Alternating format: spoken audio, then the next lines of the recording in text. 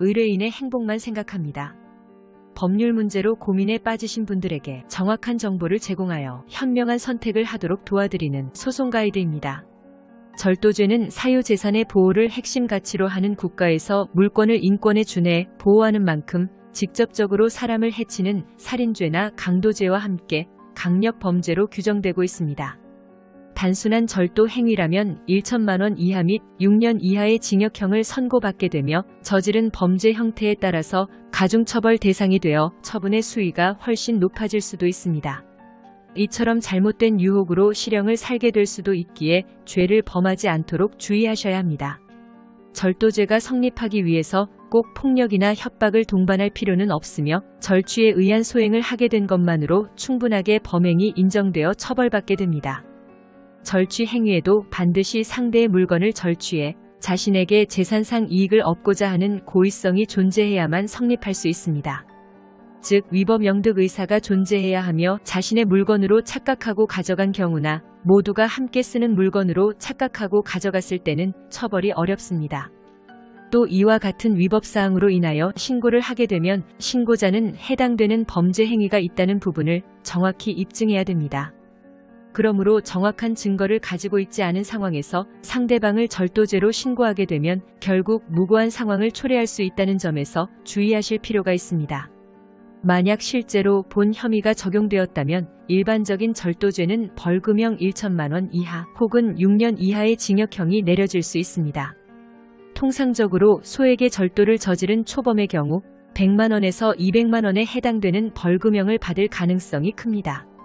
만약 야간에 주거를 침입하여 절도를 했다면 10년 이하의 징역형을 선고받고 위험한 물건을 소지하거나 2인 이상의 사람들이 모여 해당 행위를 저질렀다면 특수절도로 1년 이상 10년 이하의 징역형에 처해집니다.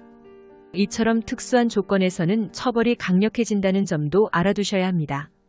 다른 사람의 물건을 훔치는 절도 행위를 한 번이 아닌 여러 번 상습적으로 했다면 상습 절도죄가 적용되어 단순 절도죄의 최대 1.5배까지 가중된 처벌을 받게 됩니다. 미수에 그쳤을 경우라도 처벌을 피할 수 없으니 참고하셔야 합니다. 모든 형법에는 각기 다른 공소시효가 있으며 절도죄도 또한 마찬가지입니다. 절도죄는 7년의 공소시효 기간을 두고 있으며 공소시효가 지나면 아무리 피해의 사실이 존재하더라도 공소를 제기할 수 없기 때문에 피해가 발생했다면 제대로 파악한 후 신속히 진행하시는 것이 안전하고도 확실한 방법이라고 볼 수 있습니다. 순간의 유혹을 못 이겨 절도 행위를 했다면 처벌을 받게 될 것입니다. 처벌을 피하고자 피해자와 합의를 시도하려고 하실 텐데 절도죄는 반의사불벌죄에 해당되지 않기 때문에 피해자에게 절도죄 합의금을 주었더라도 수사는 계속 진행됩니다. 합의를 하여도 처벌받을 가능성이 있지만 처벌 수위를 최대한 낮추기 위해서 본인이 실제로 절도를 했거나 본 죄에 관련되어 있다면 합의금을 주며 반성하는 태도를 보이는 것이 좋습니다. 절도죄는 피해자의 처벌을 원하지 않는다는 의사가 있더라도 경찰 수사는 계속 진행되고 결국 가해자는 처벌을 피할 수는 없습니다.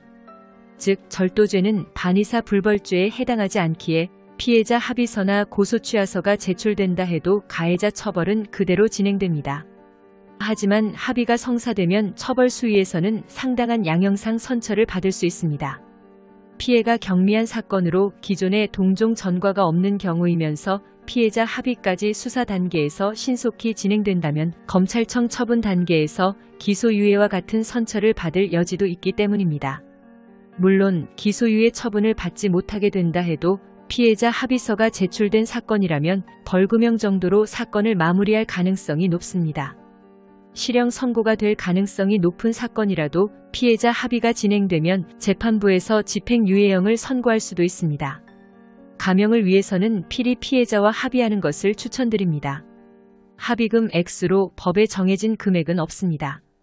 본인이 훔친 물건이 무엇인지 피해자가 어느 정도의 피해 회복을 원하는지에 따라 액수가 산정되는데 피해가 크고 그 과정에서 다른 물건까지 훼손된 경우라면 당연히 합의금은 높게 책정됩니다. 피해자와 합의가 원만하게 이루어졌다면 감형이 될 수 있고 절도로 인하여 피해가 크지 않다면 기소유예 등의 다소 낮은 처벌을 받을 수 있습니다. 소액의 물건을 절도했을 경우 일반적으로는 10만 원에서 20만 원 정도의 절도죄 합의금을 지급하지만 피해액이 클수록 합의금을 더 요구하게 됩니다. 피해액이 소액이더라도 피해자는 정신적 피해로 인한 위자료까지도 요구할 가능성도 있기 때문에 가해자 입장에서는 무작정 합의를 시도하는 것보다 우선 진심 어린 사과와 반성의 마음을 전달하며 합의를 진행해야 할 것입니다. 피해자와 합의하더라도 처벌은 피할 수 없다고 말씀드렸는데요.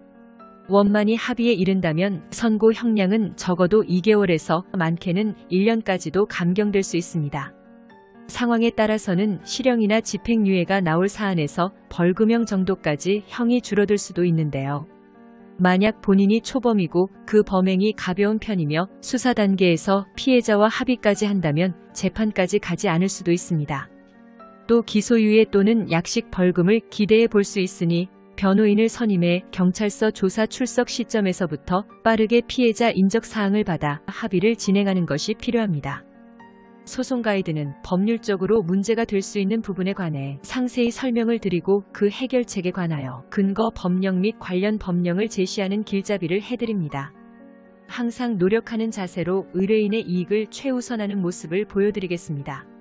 소송에 대한 자세한 상담을 원하신다면 변호사 상담 신청을 누르시고 더 많은 정보를 보고 싶으시다면 소송 가이드 카페를 방문하시면 됩니다. 내용이 마음에 드셨다면 구독과 좋아요, 알림 설정 부탁드립니다. 더 좋은 내용으로 찾아오겠습니다. 꼭 승소할게요.